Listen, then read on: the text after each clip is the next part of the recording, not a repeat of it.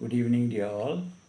As promised, I will continue with Kantha Puranam, and I'm back from my small stay in the hospital, and during which actually I had a lot of time to read many of the chapters of Kantha Puranam and contemplate on it. As you know, we stopped at chapter 24, and where at the end of that chapter, Murugan invited Indran to narrate to everybody present the birth of the Asuras. And Indra very coyly declined and turned to the Deva's guru, uh, Devaguru, and asked him to narrate to everybody how the Asuras were born. And Brahaspati, the Devaguru, after paying his respect to Murugan, he said, "It's not that you don't know how they were brought into this world, but you must have a reason asking me to narrate to everybody. So I will narrate as I know how the Asuras were born."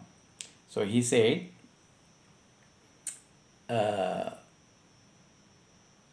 the Kasiba Munivar is the father of all Munivar, sage. He is the father of all the 660 million Asuras brought into this world. How did this happen? Now, the leader of these 660 million Asuras is Asurendran. Asura Indiran. We have got Devendran, Indra, the king of the Devas. Here we have got Asurendran, the king of Asuras. Now he married a female demon called Mangalakesi. Her name was Mangalakesi. He married her, and they had a daughter, and her name was Surasai. That was the name of their daughter.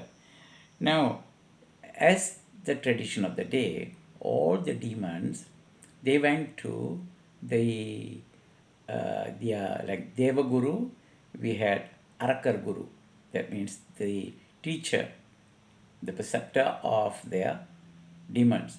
So he was Sukracharya. His name was Sukracharya, and he was the guru for all the demons. So one day, this girl learned all the arts of the demons, just like the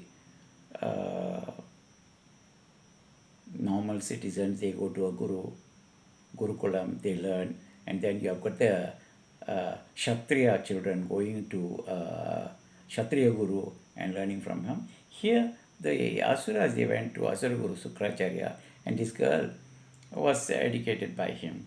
One day he called her and told her, "Look here, Indran, Brahma, Vishnu, all of them together, they have destroyed so many Asuras, demons. Our population has decreased tremendously. So we need to do something about it.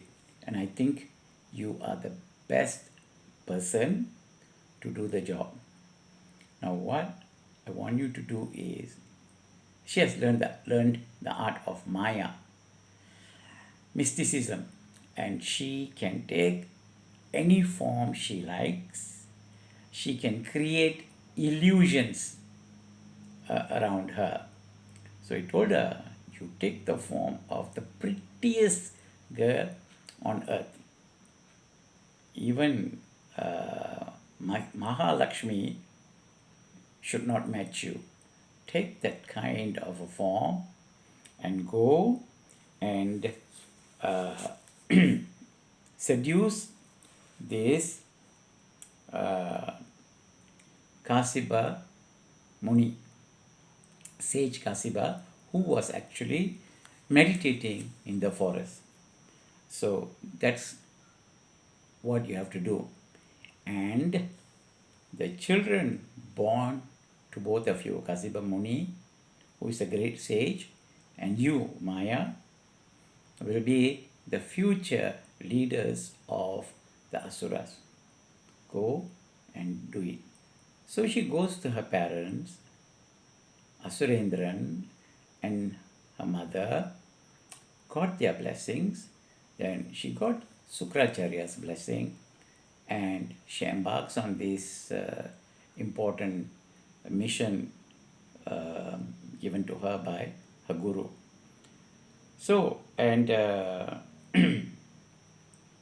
what she did was she took a very beautiful form and stood along the path which Kasiba Muni takes to go to the place where he meditates.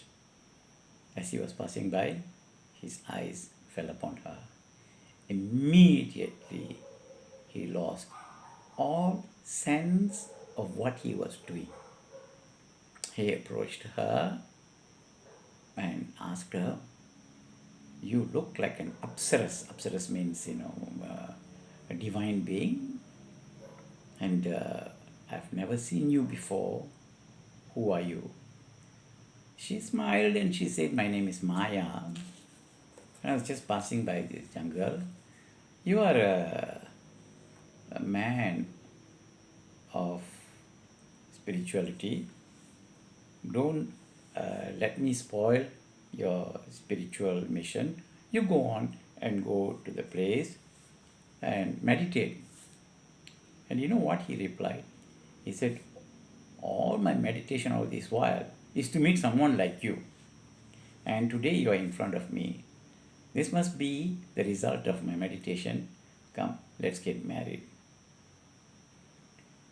And of course, Maya, being Maya, she very politely declined, pretended. All this is pretension.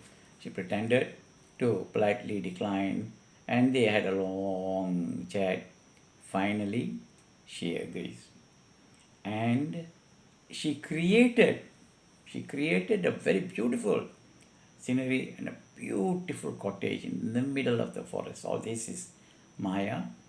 And they started their conjugation.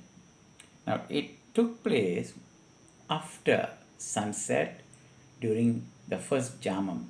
In those days, they never followed time like we did. So for them, everything comes to an end when sunset. And from sunset, they have Mudal Jamam, Rendam Jamam, Moonam Jamam, Nalam Jamam, Anjam Jamam, and then sunrise. So during the first part of the night, they met, and after that, Soorapadman was born. You all know Soorapadman. He is the greatest of all the demons. He was born during the first jamam of their mating. And during the process, from the sweat of both of them, both Kasiba Muni and Maya, came 30,000 Asuras of lower this thing. They are not like Soorapadman. Soorapadman was the main. He was the one that they gave birth to that first time they met. After that, second part of the night, they met again, but this time, both of them, with Maya's creation, they both transformed into lions. Lions, a lion and a lioness, they met. And out of that conjugation, Singamugan Asuran, meaning demon with a lion face, was born. And after that, and from the sweat of both of them, 40,000 more Asuras were created. Then the third quarter of the night, uh, Maya took him to a different place, not in their cottage that she created. She took him to a different place, and they met again. And this time, uh, Thaaragasuran was born. And Thaaragasuran was born, you know how? He was born with an elephant face with four tusks. Normally, elephant has got two tusks. This one, four tusks. So he was born. And the fourth part of the night, this is already past midnight, way past midnight, and they both took the form of goat face. Goat, both of them took the form of goat and mated, and the last son with the face of a goat, Ajamughi, was born. So now we have got four main Asuras born. One is Soorapadman, followed by Singamugan, followed by Thaaragasuran, and the last one is Ajamughi. Now, if we compare with other cultures, you know that goat is always considered an inauspicious animal. And if you find that in the Christian culture, they often depict goat as the devil. So this could be the reason why this last fella Ajamughi was born with a goat face. Now, after they were all born, sun rise came, and this Maya told Kassapa Muni, I'm afraid our relationship comes to an end. She came with a purpose, and her purpose is over. And she told, I am leaving you, my job is done. And she presented her four sons to Kassapa Muni. Kassapa Muni was, of course, he realized what had happened. He faced his sons and told them, they actually they took namaskaram from their father, Kassapa Muni, and asked him, what are we supposed to do now? The four demons. And Kassapa Muni told, the most important thing that what you can do now is go and meditate. Meditate upon Lord Shiva. And there is nothing better than meditation to get the grace of God. Number one. Number two, he said, be non-violent. Meaning,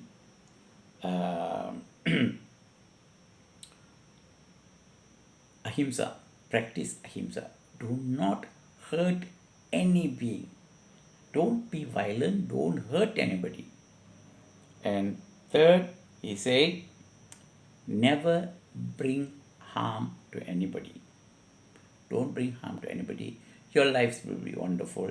From your meditation, you will get great boons from Lord Shiva and live the life that God wants us to live, and you will attain moksha. After saying this, he bid farewell to the sons. But Maya turned to him and told him that, no, told the children, you're not going to follow whatever your father had advised. I have got better things to do. You have got a great mission to save the demon clan. Asurargala kaapatha vendum. That is your main job. So she took them and went away. So that basically is the birth of the demons who are going to pose a great calamity for the devas and the mortal human beings. They were going to terrorize the three worlds. And later, as you all know, I've mentioned before, they will capture Indran in Indra's kingdom. They will take over, Soorapadman will take over Indralokam. He will capture Indra's wife and put her in prison. And all the sages could not perform their religious obligations. So everything was topsy away, and that is why they had to run all of them together with Brahma. They had to run to Lord Shiva to create Murugan. So next we will look at Siranjeevi Markanda, which is actually a sub story itself, but it is related to the main story of Kantha Puranam. With that, thank you. Good night.